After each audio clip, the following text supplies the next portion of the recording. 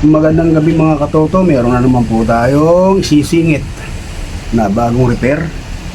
Ang problema niya po ay maliit ang kanyang bewang.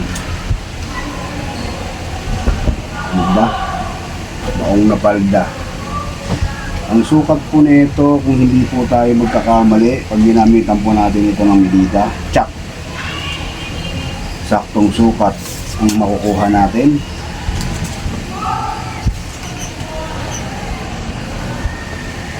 Yan 30 po yung kanyang bewang. Gagawin natin 36. Lalagyan natin ng 6 inches. Gaano kalaki yung 6 inches mga katoto? So paano ba gawin yan? Natural kapag lumaki yung bewang, dapat magdagdag ka rin sa hips.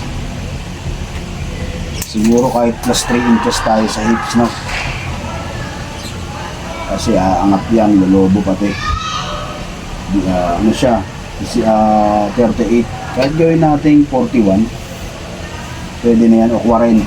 Pero the best ang 41 dyan.